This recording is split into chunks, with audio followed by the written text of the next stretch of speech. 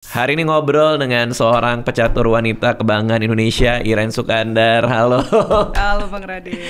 Jadi dulu kan lagi rame Queen's Gambit waktu itu di Netflix. Sebagai orang yang gampang terhasut dan terpengaruh, makanya saya jadi ikutan main catur. Iya.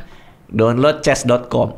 Oke. Mainlah chess.com segala macam sampai insiden Dewa Kipas Angin. Dewa Kipas Dibuka lagi. yang rame itu ngikutin lagi, terus abis itu main lagi, main catur lagi. Lalu entah gimana ceritanya, pokoknya kita follow-followan lah ya, follow-followan. Suatu hari lagi main di rumah sama siapa gitu, lupa, pakai papan catur yang nggak bagus lah. Plastik ya kalau nggak salah ya. Yang gampang jatuh itu kan. Iya. Terus Iren DM, "Bang, gua kirimin aja deh yang bagusan." Nah, ini gua bawa sekarang, coba sini. Saya baru ingat. Iya. Ingat nggak? Ingat. Minta alamat, gua kirim yang bagus gitu. Oke deh. Nah, akhirnya kita pakai ini di rumah. Tasnya mau lihat juga dong tasnya. Pas nyampe gua bingung nih. Si Iren ngirimin pakai tasnya tas apa ini tuh? Percasi. Iya, itu apa namanya, simbolnya aja. Terus gens una sumus ini kan bahasa Latin. Artinya kita satu keluarga gitu. Oh gitu. Itu logo dan moto catur secara internasional sih. Secara universal. Universal gens una sumus. Gens gitu. una sumus, junjung tinggi sportivitas, fair play. Oh, kalau itu untuk yang Indonesianya. Tapi kalau gens una sumusnya itu apa, moto dari FIDE, Federasi Catur Internasionalnya. Betul. Pas nyampe gue langsung kayak gokil, resmi nih gue pecatur nih. Karena tasnya langsung ini kan. Kayak udah dimainin Bang? Udah dimainin dong. Itu ada dua kalau nggak salah. Yang satu ada dua kan? Satu nggak dimainin. mikirnya kan waktu itu buat Aca juga, buat Alia juga. Iya, Aca udah grandmaster sekarang. Aca pinter banget, tapi dia belum bisa main catur. Nah, kita unboxing hari ini yang di tas ini udah berapa tahun yang lalu, unboxing baru sekarang nih. Yang satu. Yang satu udah dipakai. Nah, ini ada papan caturnya nih. Nah, gini Bang. Gimana tuh? Bukanya salah gue. Gokil. Nah, tahu nggak untuk apa general rule of thumb-nya untuk papannya itu gimana? Kiri kanannya gimana, tahu nggak? Nggak tahu, ada kan ya? Sering salah kan? Iya. Ya kan, apalagi kalau saya ngeliat X atau Instagram gitu kan, banyak yang main gitu. Terakhir tuh saya komen tuh Bintang Emon. Bintang Emon main catur. Ada waktu itu dia reelsnya apa ya kan? Terus intronya tuh main catur. Nah, begitu main catur, tapi reelsnya bukan tentang catur. Begitu saya lihat kan, wah Bang, itu papan caturnya salah nyusun. Nah, salah nyusunnya kiri kanannya ini. Yang paling kanan kita itu harus petak putih. Oh, anjir, baru tahu gue. Itu gampangnya udah di situ. Putih. Paling kanan kita tuh harus petak putih. Oke. Nah, jadi kadang-kadang bingung kan, terus naro menterinya atau biasanya bilangnya apa sih? Bishop. Ratu. Ratu. Bukan yang Queen-nya, tengah. Ratu. Nah, queen-nya itu. Nah, itu kalau menterinya putih, duduknya di putih. Kalau menterinya putih, duduknya di putih. Nah, kalau menterinya hitam, duduknya di hitam. Ratunya? Iya, ratunya. Ratu dan menterinya. Bishop dan queen-nya? No, bishop itu kan peluncur. Peluncur? Oh, beda lagi? Peluncur gajah. Kita pasang aja deh. Coba kita pasang aja deh. Ya. Pasang, kok namanya beda-beda. Oke. Ini kanan putih? Kanan putih. Oke. Mau megang hitam, mau megang putih, pokoknya kanan kotak putih. Paling kanan tuh harus putih. Oke. Kalau orangnya kidal? Sama aja. Okay. Ini ininya. Apa ini namanya ini? Oh, ini buah aja sih. Buah namanya. Kita sebutnya buah. Buah. Oke. Mau putih mau hitam Bang? Putih. Oke, hitam ya. Biar duluan. Coba sebelum saya masang, Abang masang duluan deh. Oke. Kita tes dulu ya, bisa masangnya nggak yang benar. Kalau di chess.com kan langsung jadi tuh. Ini aja baru tahu gue ini harus di kanan. Ini kan kalau pion kan gampang banget ya kan? Pion semua di depan. Di depan semua. Oke, ini kalau pion mah gampang. Pionnya gampang. Pion ini semua. Oh, by the way, ini sambil kita nyusun. Iya. Buat yang belum tahu nih, berarti Iren itu kan kemarin baru dapat peringkat 9 ya? Betul. Kalau nggak salah ya? Betul. Seluruh dunia? Seluruh dunia. Gokil. Iya. Pecatur perempuan di seluruh dunia ranking 9. Iya. Semua perempuan di dunia? Iya. Termasuk mbak-mbak di Afrika Selatan? Semuanya. Ya, itu kan judulnya udah kejuaraan dunia, Bang. Gokil. Dan yang di situ, Abang tahu Magnus Carlsen kan? Iya, aku lihat Iren foto sama dia kan waktu itu. Oh enggak, kalau Magnus kayaknya itu lama. Magnus Carlsen itu yang juara juga di sana. Ya nomor satunya kan? Nomor satunya. Jadi di New York itu kemarin yang istilahnya dedengkotnya catur, Bang. Main semua termasuk Magnus Carlsen. Magnus Carlsen gila sih. Tapi itu dia kan mainnya kan beda kategori kan. Dia kan di kategori open yang laki-laki dan open lah gitu kan. Kalau saya kan di kategori wanitanya. Oke, nanti kita ngomongin soal itu juga ya. Sip. Ini bener nggak? Betul. Ratunya di putih ya? Iya. Oh iya bener. Nah, jadi kalau udah inget dua hal itu udah gampang. Gajahnya ada di tasnya kali. Oh iya, tasnya. Kalau gua mah mikirnya dulu pas diajarin main catur si rajanya, kalau rajanya putih kebalikannya hitam. Iya, tapi sama aja lah ya. Sama tapi kan aja. untuk lebih gampang ingetnya ya itu tadi. Nah, ini kalau bahasa resmi caturnya ya kan, ini gajah. Oh. Bahasa Indonesianya Bahasa Indonesianya gajah. Nah, benteng. Banyak yang bilang apa sih? Loper ya? Nggak tahu. Kalau loper gitu. Loper tuh kadang-kadang apa sih, benteng atau menteri, pokoknya gitu lah. Pokoknya di benteng, kuda, gajah, menteri, raja, dan pion atau enggak bidak. Oh, kenapa nggak ratu ya dia ya? Ya bahasa translation ininya sih emang kan queen harusnya ratu ya kan. Ya cuma ya begitulah kalau bahasa Indonesianya itu menteri. Pokoknya itu padanan resmi lah. Iya, padanan resminya ratu. Menteri. Tapi kalau di percasi itu selalu diomongin, maksudnya kayak pemakaiannya harus bahasa Indonesia. Kalau di percasinya sendiri? Oh, nggak ada juga. Ini, tapi sudah sudah bakunya memang udah menteri. Saya udah hampir nggak pernah ngomong ratu lagi dan dari kecil memang menteri. Saya ratu itu hanya untuk mengadaptasikan bagi orang-orang yang memang manggilnya ratu gitu loh. Oke. Sama ini juga, ini gajah. Saya adaptasikan biasanya kalau orang-orang, oh itu peluncur itu atau kuncung, banyak yang bilang kan peluncur, kuncung, enggak, ini gajah. Tapi ya kalau ini terserah aja. Oke, nah ini lucunya adalah waktu itu kan sering nge-share di story tuh lagi main di chess.com. Tapi kalau di chess.com Iren, kalau gua sukanya ngeledekin orangnya. Maksudnya gimana tuh? Kayak kan kalau dia salah langkah kita bisa pakai emoticon tuh. Kayak nangis, ketawa di pojok kanan yang ngeledekin orang. Saya nggak pernah pakai loh. Karena emang Iren baik. Gue emang rese aja. Abis itu di-report. Kayak dia salah langkah, gue ledekin gitu. Oh, maksudnya itu ya chatnya ya? Iya, di chat kan ada bisa ngirim kata-kata, bisa ngirim emoticon gitu kan ya? Dan banyak yang kata-kata nggak mau terima. Jadi mereka matiin kata-kata, tapi emoticon masih bisa. Pakai emoticon suka ngeledekin tuh orang-orang tuh. Kalau saya, makanya saya udah off semua. Pokoknya main-main aja ya? Iya, itu di settingnya semua bentuk komunikasi lagi main, dan setelah main itu saya offin semua supaya nggak ada ganggu. Kadang-kadang ada pop-up gitu kan. Sama friend request. Banyak yang request. Banyak banget ya kan. Kan nama asli ya? Punya saya verifikasi, terverifikasi.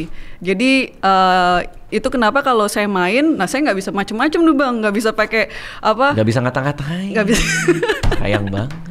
Nah itu udah terverifikasi, ini nama aslinya gitu kan. Iya, karena memang kita udah pakai beberapa pemain yang pro ya kan, memang kita harus ada jalur verifikasi, harus kasih tahu gitu. Oke, nah kalau di chess.com, ini kita ngobrolnya ngalor ngidul aja ya. Siap. Kalau di chess.com itu kan ada poin yang di sebelah nama kita. Rating ya. Rating ya. Yang kalau kita menang dia naik, kalau dia turun gitu-gitu kan. Nah, berarti Iren berapa di chess.com? Nah, kebetulan saya ada 2 account nih. Account yang public ya kan, sama account yang private. Tapi private pun terverifikasi juga. Bedanya apa? Kenapa harus punya 2 akun di chess.com? Karena kita kan udah pro. Nah, jadi kita gunakan platform-platform kayak chess.com itu untuk latihan, Bang. Kalau kita latihan, apa yang kita latih itu dilihat sama musuh, ya kan? Nah, itu bahaya. Jadi kan bisa aja tuh di search ya kan, Iren Sukandar ya. Nih terus cara mainnya. Iya, online gamesnya seperti ini. Oh, dia lagi pakai pembukaan apa, atau dia tekniknya seperti apa. Itu kan nanti saya bertanding di turnamen, itu bisa jadi bahan database dia untuk ngelawan saya. Oke. Jadi pakai yang private. Yang private ini berarti orang tidak tahu itu punya Iren. Iya. Tapi itu terverifikasi juga, hanya saya dan chess.com yang tahu. Oke, berarti pakai nama samaran. Artinya itu. Pakai nama samaran, iya. Poin yang bisa di-share yang gimana? Dua-duanya sih ya. Dua-duanya kurang lebih range-nya 2650 sampai 2570 lah. Oke. Nah, rating di chess.com itu apakah mirip dengan rating di dunia nyata? Di dunia nyata tuh ada rating juga nggak? Ada. Oh, ada juga. Nggak, kalau rating dunia nyata itu udah pasti lebih rendah daripada rating online. Karena ketemunya juga lebih terseleksi kah atau ketika dunia nyata? Karena apa ya, kita bisa dapetin ratingnya tuh jadi lebih cepat aja sih Bang. Karena kan contohnya kalau kita main real life ya kan, nah, bisa satu game itu mungkin 1 hari. 1 game 1 hari? Iya kan biasanya kalau saya main gitu kan 1 game 1 hari. Wah, berapa jam tuh? Ya tergantung ini kan catur ada 3 nih. Nah ya dari awal aja deh. Oke. Kita belajar banyak nih, seru nih. Nah, karena selama ini orang cuma tahu lagi nongkrong, main, ya kan. Ini pengen tahu nih kalau jalur profesional nih kayak gimana nih. Coba. Lalu bawa jam nggak? Nanti diambil deh. Boleh. Ada jam catur nih. Jadi seru. ada 3 kategori. Kategori yang resmi ya. Nah, kategori yang resmi. Yang pertama adalah catur kilat atau blitz. Nah, itu yang biasa kita mainin di chess.com. Karena orang-orang kan nggak sabar, ya kan? Oh, main aja yang paling cepat kan 3 menitan atau 5 menitan. Itu catur kilat atau catur blitz. Yang kedua adalah catur rapid atau catur cepat. Oke. Nah, itu range waktunya tuh sekitar 10 atau 15 menit ke atas. Sampai 25 menit itu rapid. Jadi masing-masing 25 menit gitu. Nah, di atas itu nanti ada catur standar atau catur klasik. Nah, ini catur yang gelar kita tuh dari sini. Oh, artinya kalau kita main yang blitz, sejago apapun nggak akan dapat gelar. Tapi Iren yang peringkat 9 ini adalah? Ini catur cepat.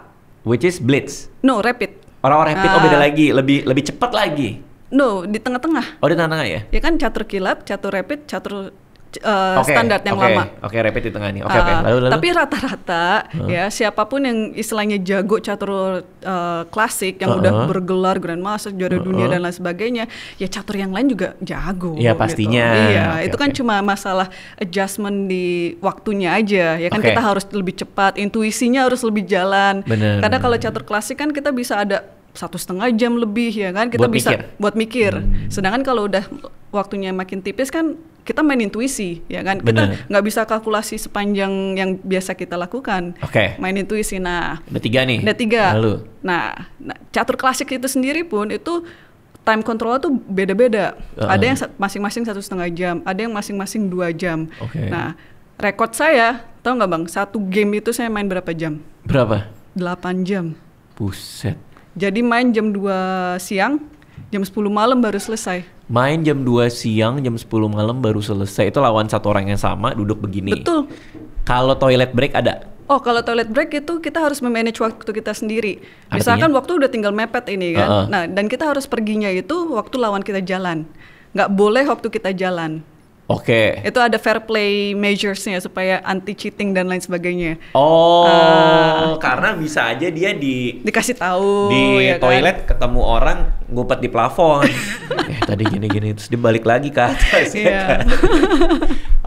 Berarti hanya boleh toilet break kalau lawan lagi jalan. Betul. Makan boleh? Makan jangan di tempat. Pasti dalam 8 jam itu, dalam 1 game itu saya bawa istilahnya snack atau cemilan, bukan makan nasi padang di depan lawannya gitu kan, enak bener. Kalau cepulu? Sama aja tuh. Harus pakai ya. Jadi kalau snack gitu boleh, intinya adalah peraturan catur adalah jangan mengganggu lawan itu.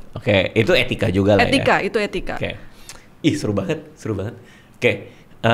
Berarti untuk perebutan gelar, ini artinya yang tadi ya Grandmaster apa segala itu di catur klasik. Di catur klasik hanya ada di catur klasik. Hanya ada di catur klasik. Sementara kalau di catur yang rapid tadi, ketika kita dapat peringkat nih, itu cara dapetinnya kayak gimana gitu kan? Nggak mungkin kita ngelawan semua orang pecatur perempuan kan, nggak mungkin kan? Nah itu gimana caranya tuh? Kok bisa peringkat 9, berapa kali tanding, dengan cara apa turnamen apa gimana gitu? Iya, jadi kalau di catur itu kan ada 2 ya, rating dan ranking. Nah, Kita biasanya tuh per bulan itu kita ada rating diperbaharui. Sama aja kayak tenis lah. Tiap kali kita main ya kan turnamen WTA atau apa, ya kan itu kan poinnya pasti ada yang naik, ada yang turun tergantung performanya. Ya kan? Baru aja selesai Madison Keys, ya kan, ngalahin Aryna Sabalenka di Australian Open. Nah itu kan rankingnya itu kan langsung naik. Ya, sedangkan Aryna yang tadinya posisi 1, saya lupa apa akumulasinya, apa dia masih di posisi 1 atau enggak. Nah, tapi kan di dalam kejuaraan itu sendiri si Madison kan ranking 1. Nah, sama aja kayak seperti kemarin. Kalau secara rating saya nggak 9. Tapi karena ini kejuaraan dunia yang dimana memang yang juara adalah juara dunia, nggak perlu secara rating itu nomor 1. Karena yang juara dunia sekarang aja kalau Bang Radit ikutan info catur baru terjadi di Singapura bulan Desember yang lalu, itu antara Gukesh lawan Ding Liren. Gukesh dari India, Ding Liren dari Cina. Dua-duanya secara rating bukan nomor 1. Nomor 1 rating masih dipegang Magnus. Nah, tapi Gukesh yang menang dalam kejuaraan dunia ini. Makanya dia juara dunia. Jadi walaupun rating itu juga bisa jadi tolak ukur, tapi yang jelas adalah di kejuaraan dunia ini siapa yang juara gitu loh. Berarti Magnus Carlsen itu rating nomor 1, tapi bukan saat ini pemegang juara dunianya. Bukan. Wah, karena berarti Magnus Carlsen ikutan nggak ini Singapura?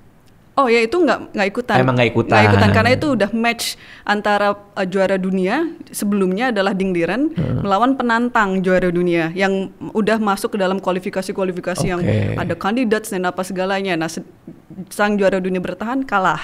Gitu.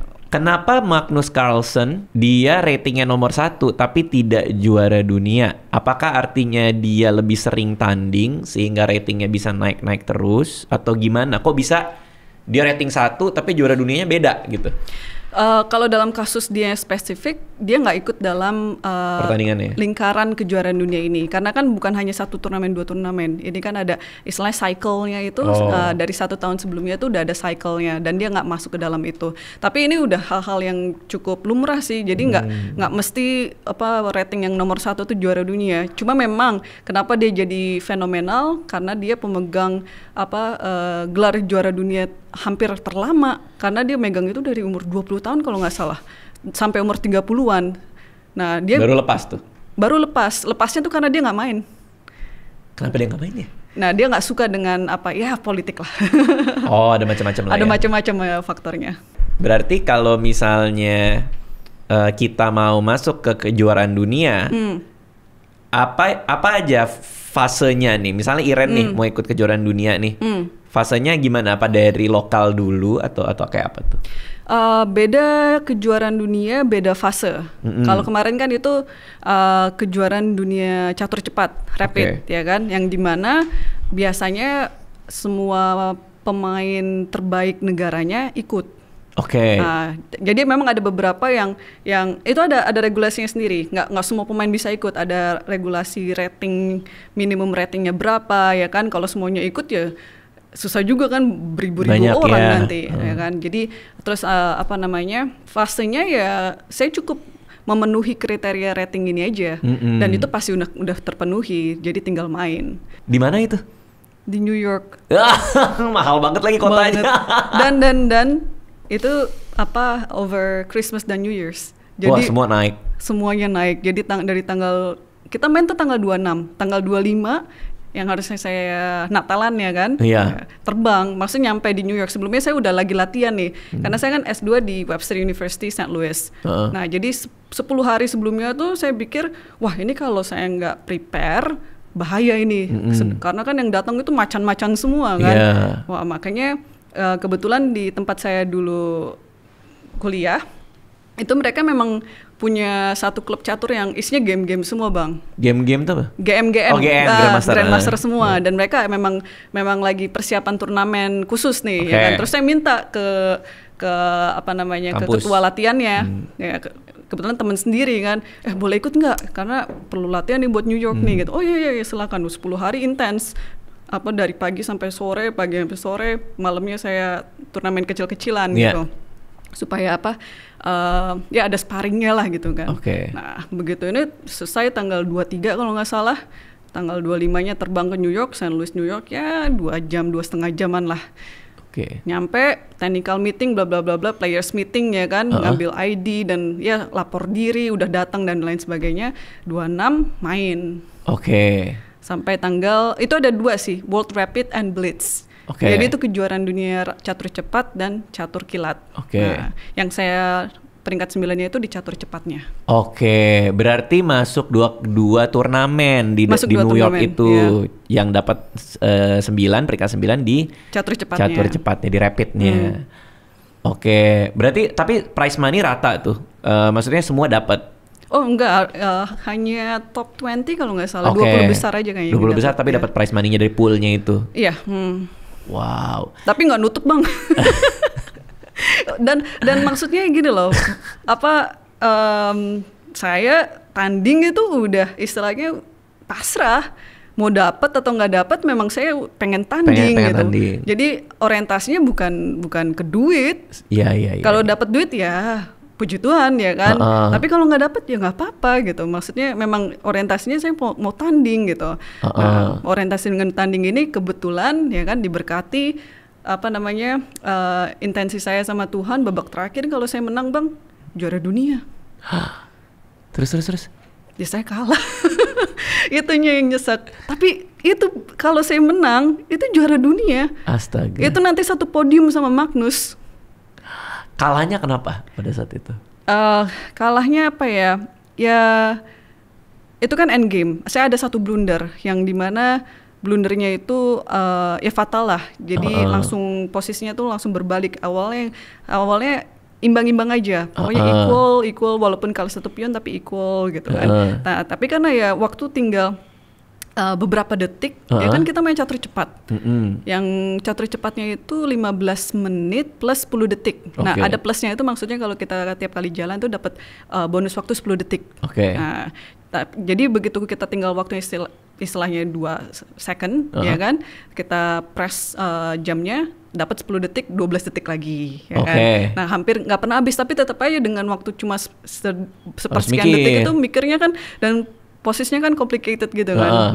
Di situ saya blunder. Nah, begitu saya blunder, lawan saya yang juga adalah mantan juara dunia menang, ya akhirnya dia juara dunia lagi. Tapi maksudnya walaupun itu kelihatannya kok nyesek ya kan, aduh selangkah lagi juara dunia, tapi itu hal yang saya sangat syukuri karena nggak ada pencapaian pecatur Indonesia sampai titik itu ya, dimana kita ada opportunity untuk jadi juara dunia dalam satu langkah. Ya artinya itu pencapaian yang sangat baik banget gitu kan. Maksudnya bukan sesuatu yang bisa diiniin juga gitu. Cuma untuk diulang lagi pun agak susah bang. Agak susah ya. Tapi kan ini juga Ira ini orang Indonesia pertama yang dapat gelar Grandmaster Internasional Wanita bahkan kan. Betul. Desember 2008, usia 16 tahun 16 lagi. tahun. Gimana ceritanya kok bisa 16 tahun punya gelar itu ya? Ya itu kan ada regulasi ya kan. Kita butuh dapat 3 norma. Nah itu masing-masing norma itu saya kumpulin satu-satu. Norma ini apa nih? Norma tuh kayak apa ya istilahnya, diploma lah kalau kita mau sarjana tuh saling ngumpulin sertifikat gitu. Nah itu untuk membuktikan bahwa kita tuh memang udah di level itu. Kalau sekali ya kan dapat level yang seperti itu, wah mungkin lucky aja atau keberuntungan aja. Tapi kan kalau udah diulang sampai 3 kali, berarti memang udah di level itu. Nah, selain norma itu juga ada rating, minimum rating. Nah, kebetulan di usia 16 tahun itu ya semua requirement-nya itu udah saya penuhi. Jadi jadi FIDE tinggal ketok palu, Lo dapet. Kan nanti verifikasi data dulu ya kan. Bener nggak nih normanya di turnamen ini, terus ratingnya segimana. Begitu udah semua ketok palu jadi gitu. Gokil, itu 16 tahun kan. Berarti apakah dari kecil udah kelihatan bisa catur? Itu pertandanya apa? Gimana kita bisa lihat ini bakatnya gitu? Kalau kecil, saya nggak tahu saya berbakat atau enggak, namanya juga masih kecil kan. Saya mulai umur 7 tahun. 7 tahun pertama kali megang catur? Sebenarnya sih kalau pertama kali tuh mungkin agak lebih muda daripada situ, karena kakak saya duluan. Duluan tuh maksudnya jadi atlet catur atau main? Duluan belajar. Oke. Waktu itu kita cuma beda 2 tahun kan. Jadi dia duluan belajar, diajarin papa, saya ngeliat-liat aja. Ya maksudnya secara ini kan, masa ngajarin catur ke anak perempuan gitu kan. Oke, pada saat itu. Pada saat itu ya kan. Terus tapi begitu kakak saya udah mulai belajar, terus saya bilang, Pah, ajarin juga dong gitu. Tujuannya bukan mau belajar ini, tujuannya mau ngalahin kakak saya. Oke. Soalnya kompetitif banget dari kecil. Emang dari kecil gitu? Kompetitif terutama saya. Keluarga atlet kah atau? Keluarga atlet. Oh, apa? Tenis meja. Ya Allah. Jauh juga ya. Sama-sama meja sih. Bedanya Bedanya di situ. Satu dipukul. Tenis meja, tapi sebelum catur saya juga belajar tenis meja, Bang. Oke, berarti emang jiwa kompetisi udah ada lah ya? Udah ada. Nah, terus habis itu saya bilang, Pah, ajarin dong gitu kan.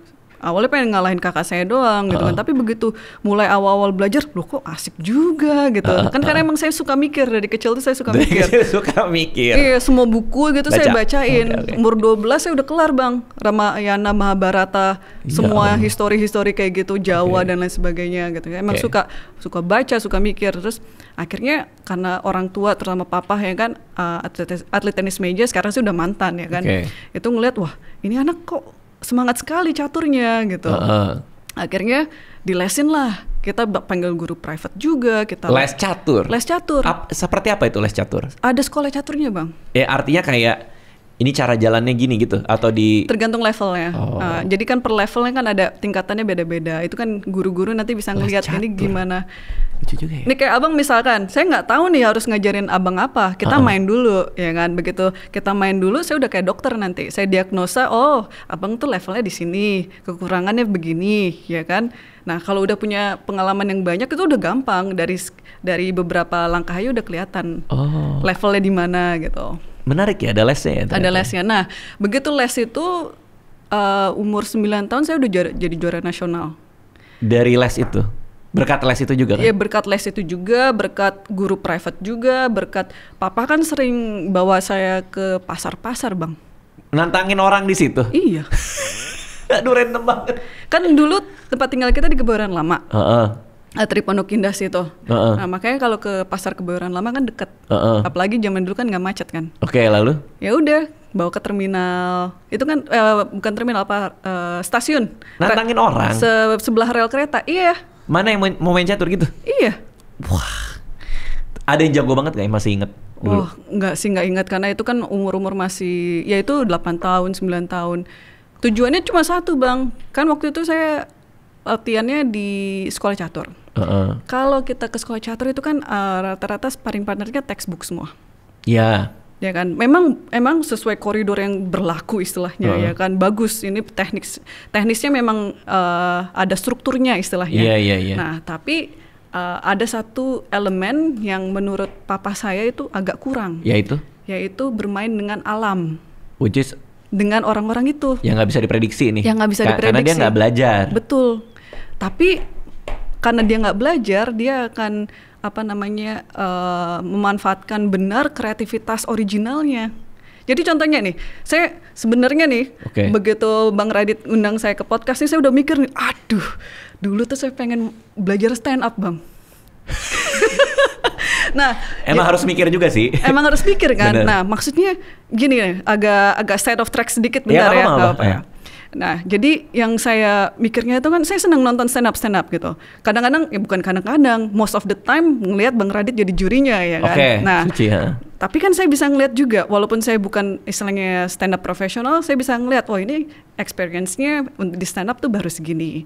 Yang main maksudnya? Yang abang juriin, walaupun saya bukan setinggi abang ilmunya, profesional ya kan. Ini experience-nya masih segini gitu. Kesini ya kan. Terus ya kan, oh ini yang ini nih udah ada rapi nih. Udah rapi, udah ada tekniknya, udah terstruktur. Nah ini yang masih kayaknya masih serabutan nih. Jadi kan original banget ya kan. Nah kadang-kadang bisa kita ketawa, tapi kadang-kadang kan ya itu juga kan ada plus minusnya. Nah sama juga dengan catur. Jadi istilahnya tuh biar saya tuh terangsang supaya kreatif. Jadi bukan hanya apa yang ada di buku. Jadi buku ngajarin A, B, C, A, B, C. Padahal harusnya dari CBA, BAC contohnya gitu loh. Benar. Agak random biar kreatif. Nah itu, jadi papa akan bawa saya dan kakak saya kan juga udah main catur waktu kan. Jadi istilahnya teman keliling pasar, terminal, stasiun tuh ya kakak saya. Jadi bukan nantangin sih Bang. Ayo siapa yang nyobain aja. Nah pakai duit. Pakai duitnya gini, lu kalau menang lawan anak gua kasih duit. Anjir, terus. Tapi kalau lu kalah sama anak gua nggak usah bayar. Oh. Jadi emang untuk cari pengalaman. Wah itu orang tertantang dong. Oh, apalagi ngelihat anak kecil, cewek lagi. Tapi memang awal-awal ya saya pasti kalah. Dan nggak mungkin papa ngaduin saya ke orang yang istilahnya main caturnya lebih lemah daripada saya. Dia pasti nyari yang lebih jago lah. Karena beat the purpose dong ya kan. Orang tujuannya untuk latihan kok, bukan untuk cari menang gitu kan. Nah justru dengan dari kekalahan itu kan kita belajar. Oke. Nah, karena dulu nggak ada chess.com. Dulu nggak ada onlinean, komputer aja pun. Nah saya masuk dalam generasi transisi nih. Generasi transisi di mana saya nungguin berbulan-bulan. Itu kan ada di catur itu namanya informator, yang terbitnya itu sekitar 3-4 bulan sekali dalam setahun, ya kan. Nah itu saya tungguin, nyampenya kan jauh kan dulu. Shipmentnya itu kan nggak kayak sekarang yang semuanya ekstra. Apa nih majalah atau buku? Oh buku. Okay. Jadi itu istilahnya kumpulan buletin-buletin, turnamen-turnamen. Kita kan istilahnya kalau kayak fashion aja Bang. Ya kan, ada trennya maksudnya. Zaman dulu fashion gimana sih, kita dari majalah ya kan. Oh iya si A makainya kayak gini ya kan, si B makainya gini. Catur juga ada trennya ya kan. Oh si GM ini makai openingnya seperti ini, jadi harus kita ikutin, kita harus update ya kan, trennya seperti apa. Karena kalau kita nggak update, nanti kalau kita main turnamen lawan kita udah update, kita belum, kita kelimpungan. Benar. Kita harus update terus ya kan. Jadi catur ini dinamisnya di situ. Nah di situ baru abis itu ada komputer. Nah komputer pun ya masih yang tebel-tebel. Saya sempat pakai floppy disk juga. Iya 3,5 kadang-kadang database masuk situ nggak cukup karena kan cuma 3,5 mega atau berapa ya kan. Nah habis itu baru pakai laptop ya kan. Jadi catur itu mengikuti teknologi juga. Berarti pernah nggak latihan ngelawan komputer? Pernah dong pasti kan awal-awal. Pernah. Itu menang tapi lawan komputer karena komputer itu kan ada engine yang berbeda-beda, namanya apa, tergantung levelnya kan. Kalau engine yang saya pakai sekarang itu Magnus Carlsen pun kalah. Sekeren itu sekarang. Jadi istilah gini, Magnus Carlsen ini elo ratingnya berapa sih, 2.800 sekian ya. Nah engine yang saya pakai itu ratingnya adalah 3.500, 3.600. Jadi tiap tahun itu rating komputer tuh makin lama makin tinggi karena memang kan dunia makin bagus secara teknologi sekarang kan. Nah, itu direkomendasikan nggak untuk belajar catur ngelawan komputer? Kalau untuk yang maaf ya, sekelas Bang Radit. Iya, berarti emang bodoh banget sih. Terus nggak akan berguna juga karena nggak akan ngerti. Maksudnya apa tuh? Nggak akan ngerti itu? Komputer kan cuma ngasih tahu langkah. Sedangkan untuk manusia itu kan perlu istilahnya pengertian, pemahaman. Oke. Ya kan? Kayak contohnya gini, Bang Radit jalan kudanya gitu. Bang Radit, oke. Kata Iren jalan kuda, jalan kuda. Tapi kan dalam masa itu Bang Radit nggak ngerti kenapa jalan kuda ya. Nah, di sini yang diperlukan biasanya kalau untuk yang beginner itu tutor manusia juga perlu. Oh, artinya kalau udah di level-level yang profesional banget, kita ngerti kenapa komputer jalannya itu. Iya. Mungkin untuk seperti saya, mungkin saya butuh agak begitu komputer ngasih itu kenapa ya gitu. Tapi akan saya coba kalkulasi, akhirnya saya dapat ya kan. Nah mungkin itu cuma perbedaannya istilahnya dengan Magnus. Mungkin untuk bagi dia 1 menit 2 menit selesai, dia ngerti apa maksud komputer ke situ ya kan. Bagi saya mungkin saya butuh waktu yang lebih panjang gitu. Nah berarti apa sih yang menjadi modal utama seorang pecatur itu? Apakah daya ingat? Karena banyak banget yang bilang ini masalah menghafalkan probabilitas kemungkinan jalan. Ada yang bilang gitu, which is berarti kan itu masalah memori atau apa, kecerdasan, logika, apa sih sebenarnya ini catur ini? Campur sih Bang, campur. Jadi memori perlu ya kan, pasti memori perlu karena catur ini kan banyak pola, pattern. Ini pattern recognition loh, ya kan. Jadi pattern A, pattern B, pattern C itu pola-polanya sama mungkin, tapi di bangunannya berbeda. Tapi kita harus tahu, oh ini pola A, ya kan? Jadi cara mainnya harus di pola A. Oke, itu memori. Kedua, kemampuan berpikir kritis. Karena ini kan problem solving. Bener. Ya kan, ini kan problem solving, ada problem nih di atas papan, ya kan? Apa yang harus jalankan. Dan kita kan ada prioritasnya masing-masing. Jadi catur ini, apakah raja, apakah materi, apakah penilaian posisi, ya kan? Karena catur ini kan banyak aspeknya. Nah, ribet sih. Ribet banget. Nah, terus juga ya di atas semuanya adalah kerja keras. Kerja keras. Mau itu, misalkan saya lihat banyak pecatur yang kurang berbakat, tapi kalau kerja keras itu bisa ditutupi. Kerja keras tuh artinya mereka banyak latihan sehingga banyak pola yang mereka bisa hafal gitu. Iya, jadi kalau misalkan ya kalau bakat itu kan dari lahir, kita nggak bisa rubah, ya kan.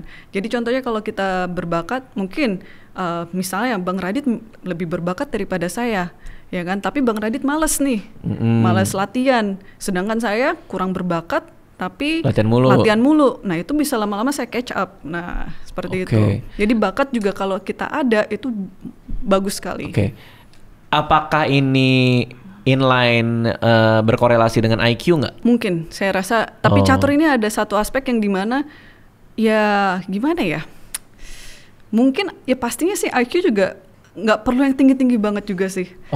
Tapi rata-rata orang yang main catur ya IQ-nya nggak rendah-rendah juga. Ya pasti sih. Ya, Iren pernah ngitung IQ-nya? Nggak pernah ya. Diterjemahkan ke dunia nyata nggak ini?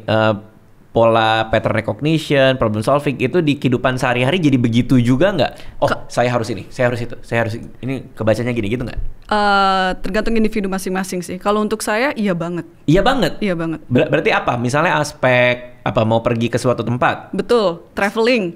Jadi apa tuh yang terjadi? Untuk perencanaan, saya pikir saya cukup bagus sekali karena kan mau istilahnya kepake banget. Jadi traveling, saya kan udah ke lebih dari 70 negara Bang. Most of the time itu karena catur, ya kan. Tapi dan 70 negara itu banyak negara yang saya datangi berkali-kali banget gitu loh. Nah, jadi dari pengalaman itu, ya kan, saya uji banding, ya kan. Kalau ke negara ini harus seperti ini, naik kereta seperti ini, atau naik pesawat dulu kan, baru naik kereta dan lain sebagainya. Nah itu jadi efisien. Iya, karena udah tahu polanya.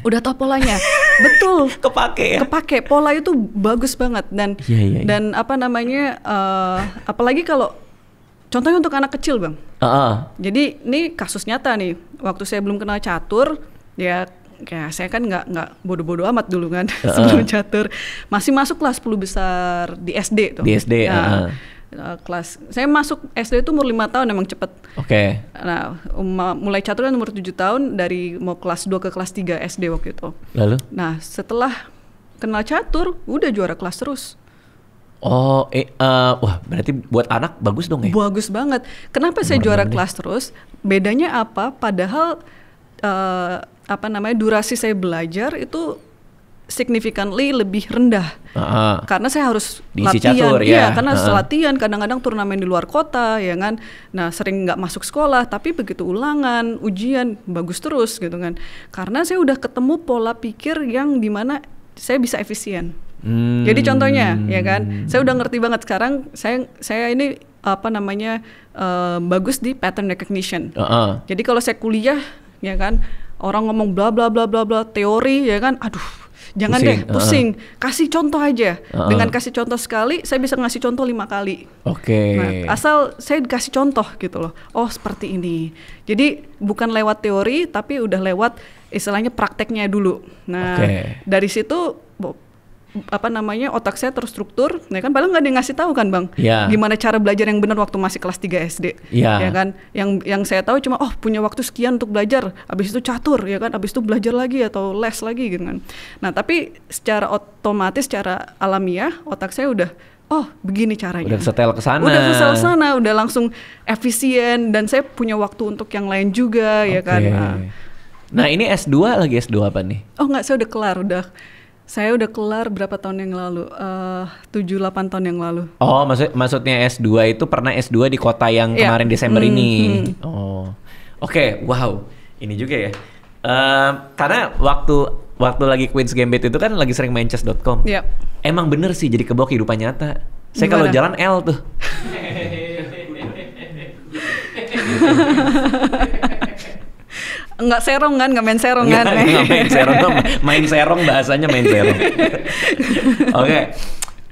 Sekarang kita ini ya, coba ya, kalau tanding tuh kayak apa? Jadi ini setupnya udah seperti ini. Betul. Ini ada yang putih, ada yang hitam. Ini buat yang nonton mungkin banyak yang masih nggak ngerti. Betul. Karena terus terang ya, waktu nge-share tuh, abis main nih catur gini-gini, gimana sih cara mainnya bang? Ternyata Gen Z banyak juga yang kayak ini gimana cara mainnya apa segala macam. Karena mungkin banyak keganti sama Mobile Legends yang gitu-gitu kan. Nah, tapi ini setupnya. Oke. Sekarang tadi ada jam katanya kalau tadi. Iya, jamnya mana coba? Apa ini jam ini? Ini jam Kalo ini. di film-film sih iya sih. Jam ini nih timer bang. Jadi kita dikasih waktu misalkan 10, nanti turun ke bawah 959, 958. Kita pencet jamnya stop. Oke. Nah, sama jadi, kayak di chess.com kan dia otomatis tuh kalau kita selesai dia ganti sendiri. Iya. Kalau ini kita harus pencet. Iyalah. Iya. Ya, siapa yang mau mencetin? Manual kan, manual. Iya, kalau betul. di chess.com kan online. Coba tolong setelin dulu. Mau berapa menit bang? Berapa menit masing-masing iya, atau berapa menit semua? Masing-masing. 10 misalnya. 10 berarti 10. Nah, sambil 10. di ini. Nggak usah lah. Increment apa lagi Nah tuh? bonus, jadi tiap kali jalan itu dapat tambahan bonus. Iya ya. Oh boleh, ya boleh. settingan ini deh, settingan rapid gimana settingan rapid? Settingan rapid 15-10 berarti. 15 menit tiap giliran, 10 detik increment incrementnya tiap kali 10 detik ya. ini ganti. Oke. Seperti kejuaraan dunia kemarin. Nih, Oke. nah Oh ini kakaknya yang dibawa ke pasar. Oh ini. nah ini biasanya. Iya. Pernah tuh, pernah lihat waktu itu. Iya. Nah Biar lama. ini biasanya kita taruhnya tuh di kanan. Kanan pemain. Jadi di kanan hitam. Oh kanan hitam. Karena kan putih tuh istilahnya udah dapat keunggulan duluan jalan, ya kan. Nah kalau hitam kan nungguin. Nah biasanya dan rata-rata orang-orang kan nggak kidal kan bang. Rata-rata mainnya pakai tangan kanan kan. Jadi biasanya ininya di kanan. Tapi ini untuk kamera ya kan kita taruh aja di kiri. Oh kanan karena yang pertama kali mencet nanti yang hitam gitu maksudnya? Yang pertama kali mencet, ya harusnya hitam seperti ini. Jadi hitam yang ini kan hitam kan, hitam yang jalanin gitu. Oke. Oke. Dah ini jam nih, ada ini jam. jam nih. Lalu. Nah, ini saya start ya. Iya. Nah, ini Iren sambil komentarin ya. Oke. Apa yang salah, ini kenapa, ini pemula kayak gini gitu-gitu ya. Gayanya gaya apa nih, Bang? Apa ini gaya apa? Nggak, maksudnya komentatornya kupu-kupu gini. Nggak, saya kan kok saya kan komentator catur juga, Bang. Nah, sejujur-jujurnya aja. Biasanya gimana? Oh, ya sejujur-jujurnya sih saya nggak pernah ngeledekin orang. Saya nggak usah diledekin. Nggak, maksudnya udah niat ngeledek. Dia udah niat ngeledek. Nggak pernah juga, maksudnya sejelek apapun itu langkah, saya paling aduh sayangnya gitu ya. Oh, analisa aja berarti. Analisa. Okay. Analisa ini apa yang kulakukan tuh gimana? Siap. Coba ya. Yep. Biasanya tuh kalau entah kenapa kalau ngelihat opening itu, itu kebanyakan yang ini nih dia maju duluan begini nih. Iya. Tapi nggak tahu kenapa. Jadi gua ngikutin aja. Nah, gitu. pencet bang. Pencet. Okay. Iya. Nah kan nambah kan, detikannya nambah. Oh iya. Nah ini kan opening yang sangat lazim dipakai. Iya. Berarti orang yang main item udah tahu dong cara nanggulanginnya dong. Catur ini kan nggak juga ya. Bermiliar-miliar possibilities kan bang. Dan kita opening tuh banyak. Opening tuh banyak banget. Jadi contohnya dengan langkah E4, ini kan E4, E2, E4. Ini kan catur kan ada koordinatnya nih. Supaya kita bisa komunikasi kan. Nah, dengan langkah E2, E4 itu hitam bisa jalannya banyak banget. Oke. Nah, Abang mau saya langkah pertama apa? Bebas. Nggak, pilih yang paling jelek aja sekalian. Waduh, gua aja nggak tahu mana bagus mana enggak ya. Pilih aja yang mana? Yang menurut gua paling jelek ya. Yang paling jelek aja. Kayaknya nih, kayaknya ini deh, ini maju 1. Ini nggak terlalu jelek sih. Oh ya, udah kan tuh udah salah tuh. Ya ini yang paling kanan maju 1. Ini jelek dong. Jelek karena ya kan ini prinsip catur nggak ada ini.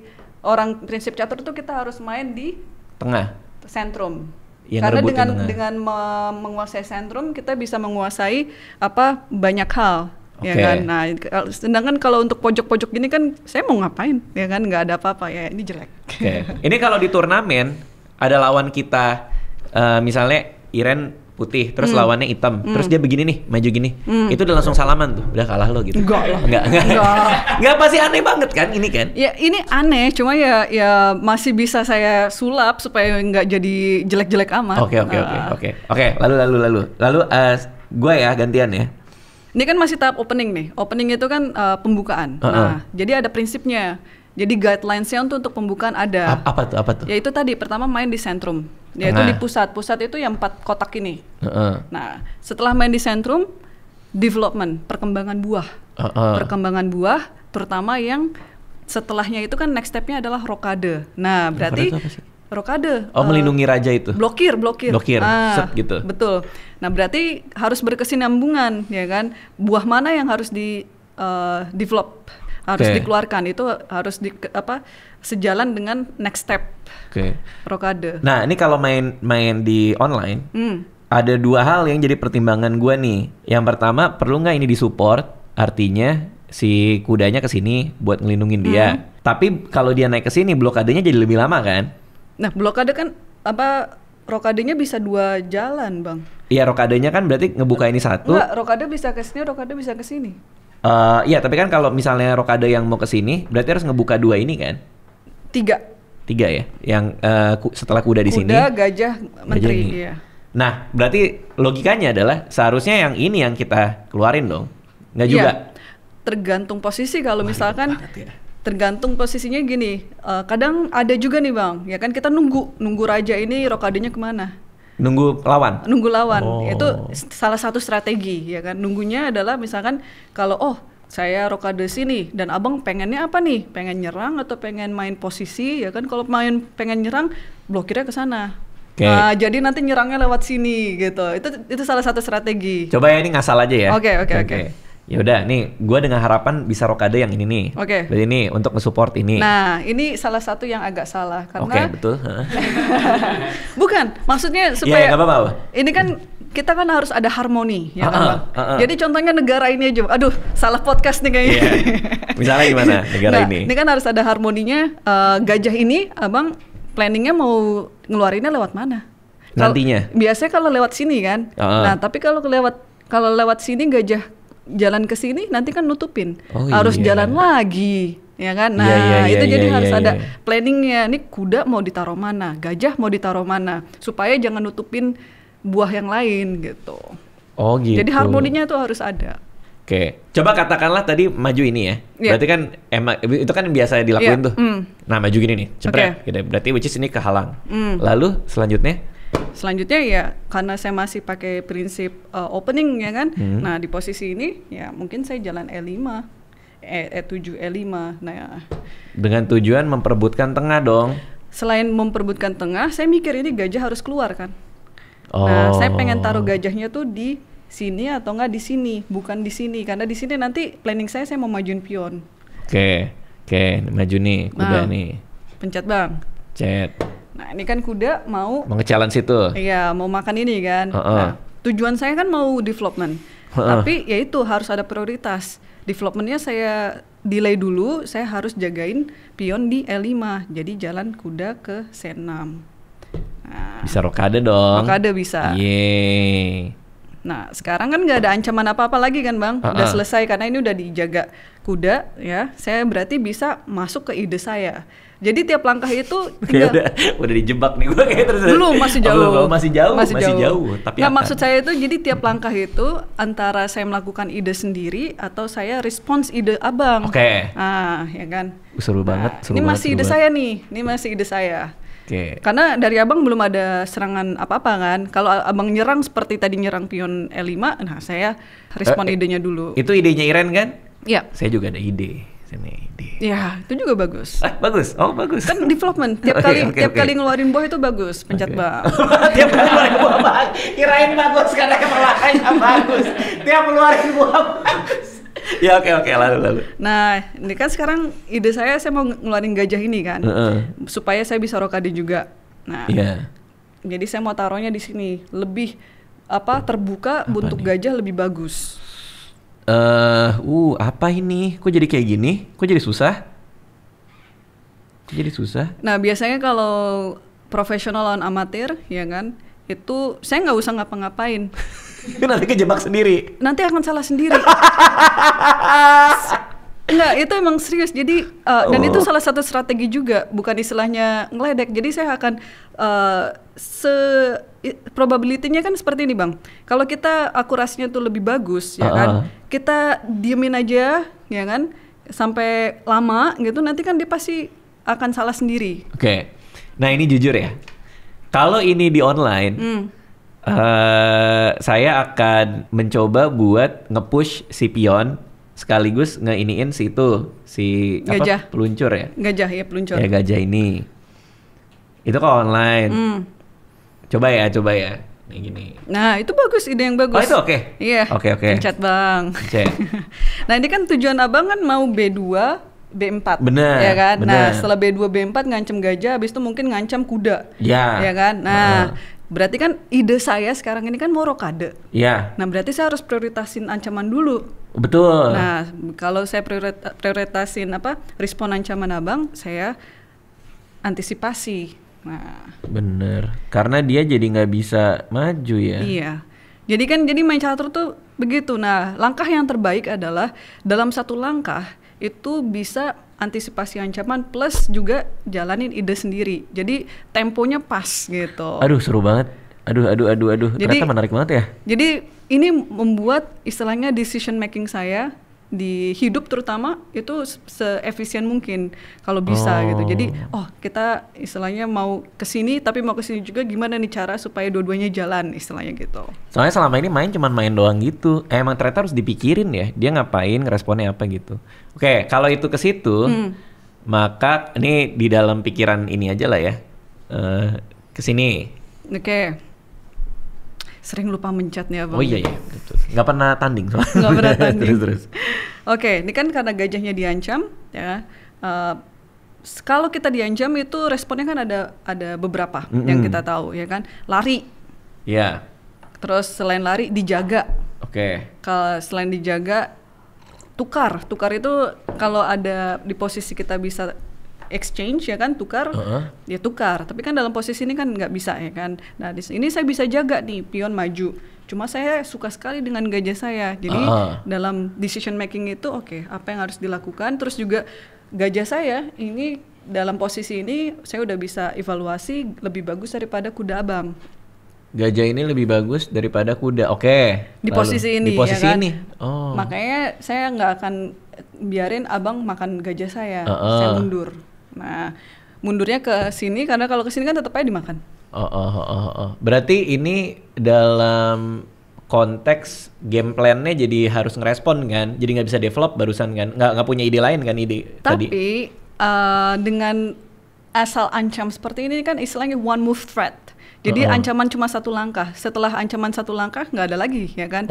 Dan kuda Abang yang tadinya lebih bagus di C3 jadi ke samping ke A4. Sekarang tujuannya apa kuda di situ? Nggak ada kan? Iya, dia nongkrong doang sih. Gitu ya ternyata ya. Ternyata jadi jelek posisi gua. Mencebur sendiri. Oke. Next. Wah, ini susah banget ya. Oke, coba ya. Karena nggak tahu mau ngapain sih sebenarnya sih. Bentar. Mau ngapain ini? Bener juga ya. Nah, itu kenapa kita harus pakai guideline ya kan? Sentrum, ngeluarin buah, lalu rokade. Nah, itu udah selesai, opening udah selesai. Untuk Abang opening udah selesai nih, Bang.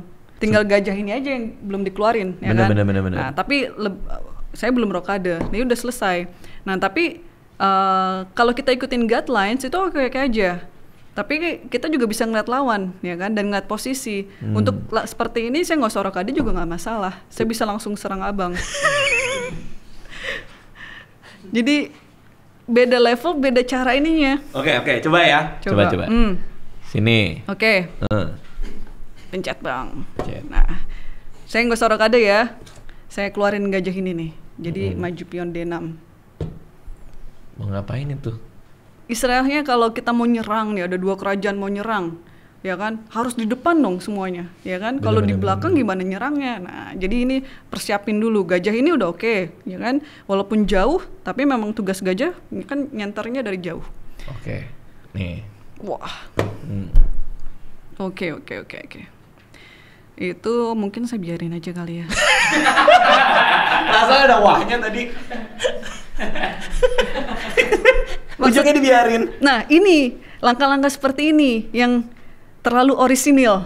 Terlalu biasa? No, bukan biasa, beda. Terlalu orisinil. Apa tuh orisinil? Karena kan nggak ngerti kan abang mau jalan apa kan. Nggak ngerti, betul jadi sekali. Jadi ini original banget. Ini tidak ada di textbook dan sekolah manapun. Karena tidak layak masuk sekolah. Ini original banget. Original banget. Aduh, tapi oke. Abang main di situ.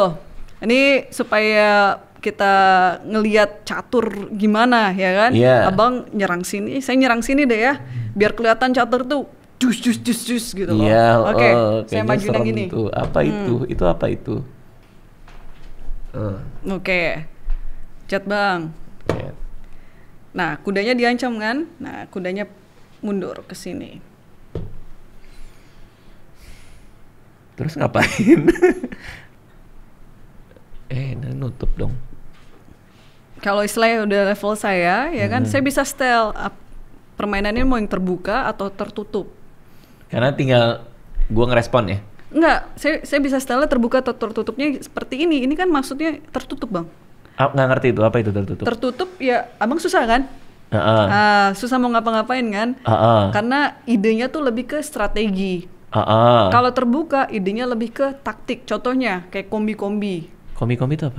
Sacrifice gitu loh. Okay. Jadi sacrifice korban menteri, korban kuda atau makan-makan. Nah itu terbuka. Kalau untuk amatir ya kan, itu mereka lebih seneng karena lebih ada yang bisa dipikir langsung.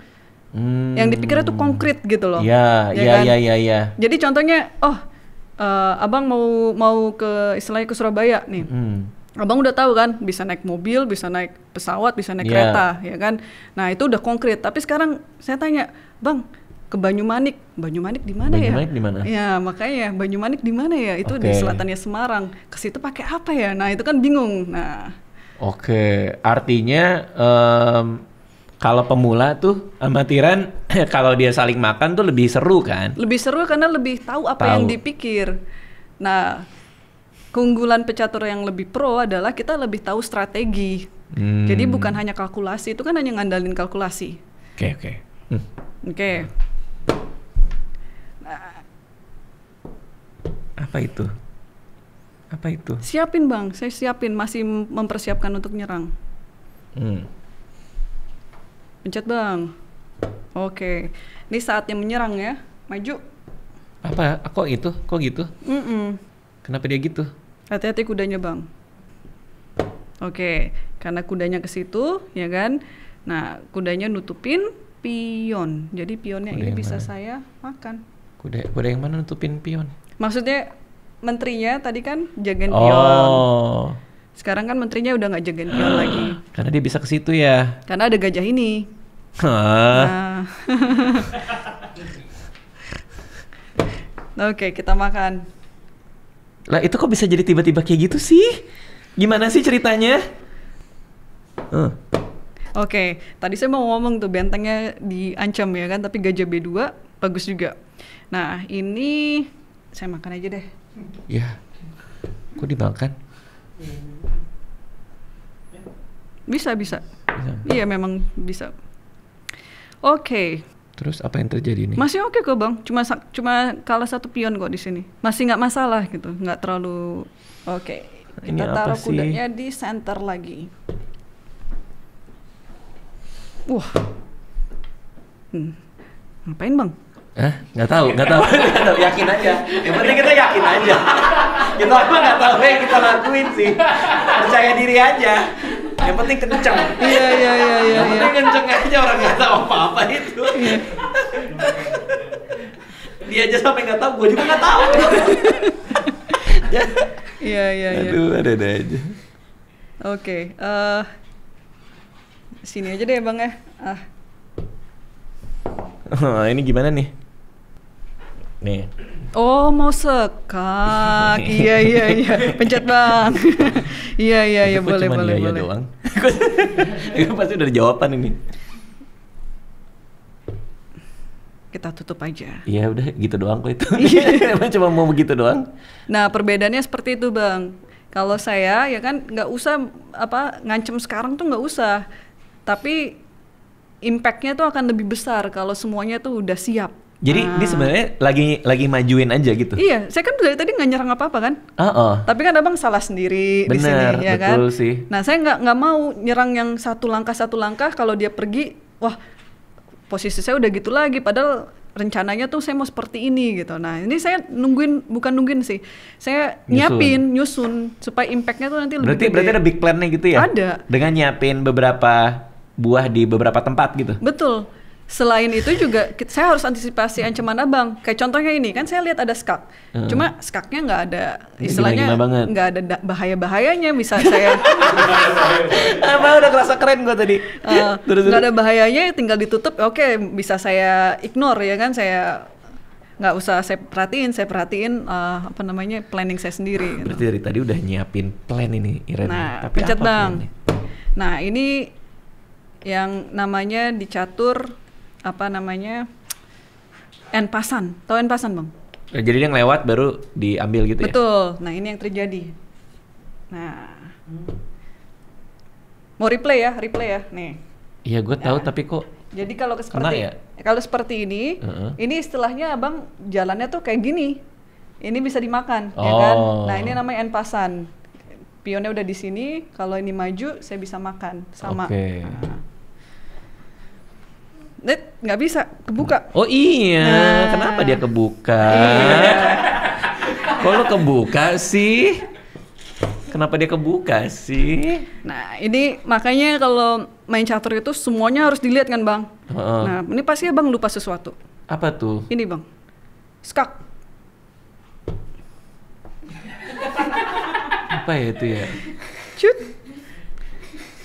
Kok bisa gitu sih? Iya. Pencet bang. Ya udah deh, mati deh. Oke. Nah karena skak ini namanya double attack. Betul sekali. Double attack, saya makan kudanya. Iya, kudanya dimakan itu. Mau ngapain lagi tuh?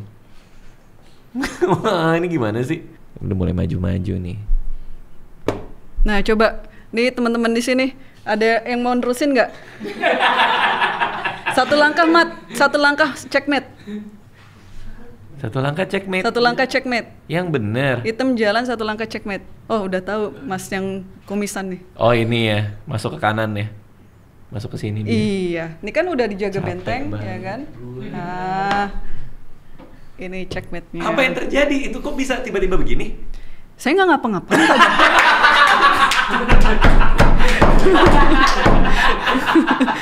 Bang, ini istilahnya kalau bola itu nggak usah ngapa-ngapain, ntar ada gol bunuh diri sendiri. Kok gitu. bisa sih? Kok bisa ya jebolin diri sendiri gitu ya? Iya. Gimana Iren? Kok bisa kayak gitu? Emang karena nggak tahu ininya, blueprintnya aja? Apa gimana? Enggak. Nih, kita matiin dulu jamnya. Ya itu tadi, dalam satu langkah itu saya berupaya sebanyak mungkin masalah itu teratasi. Tapi juga bukan hanya ngatasin masalah, ya kan? Tapi juga untuk planning saya ke depan.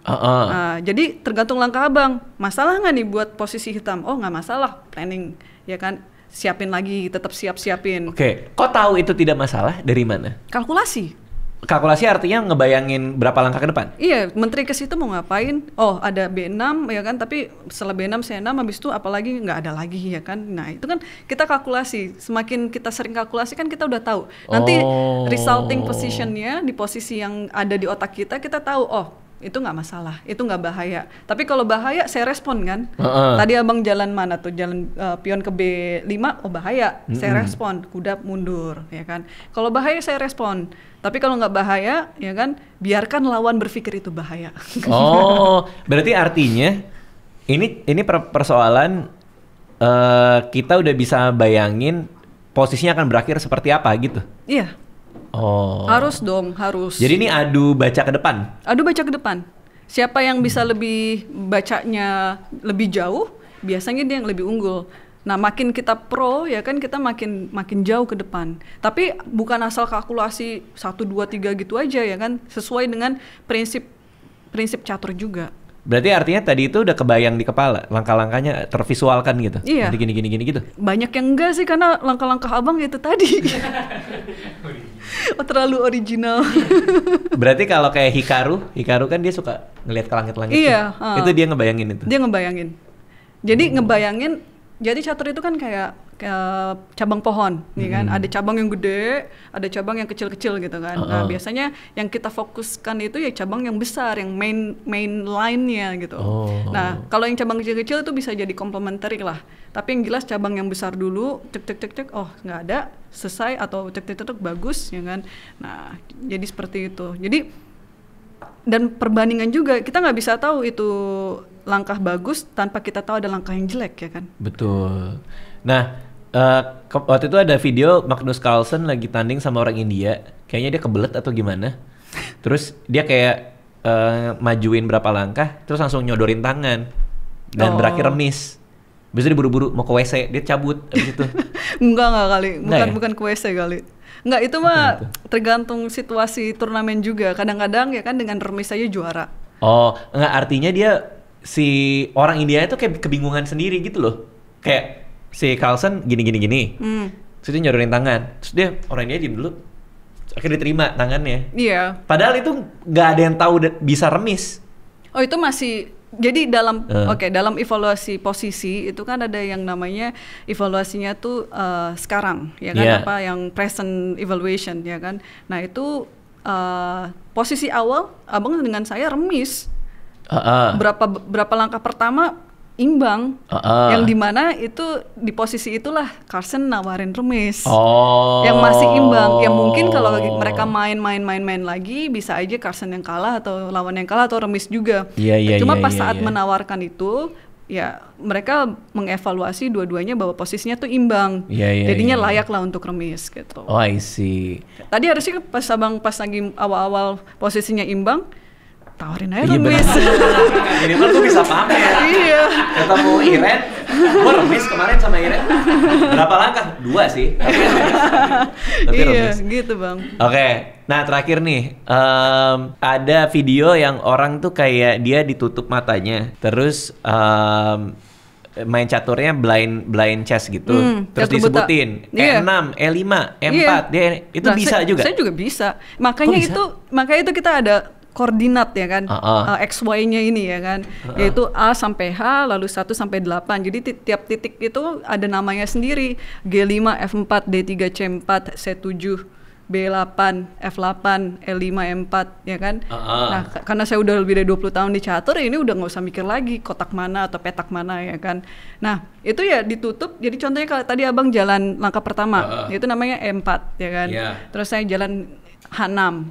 Nah, itu saya nggak usah ngeliat papan. Harusnya sih kalau abang ya harusnya catur buta. Dulu, tapi berarti kan Iren ngafalin 32 buah kan? Iya.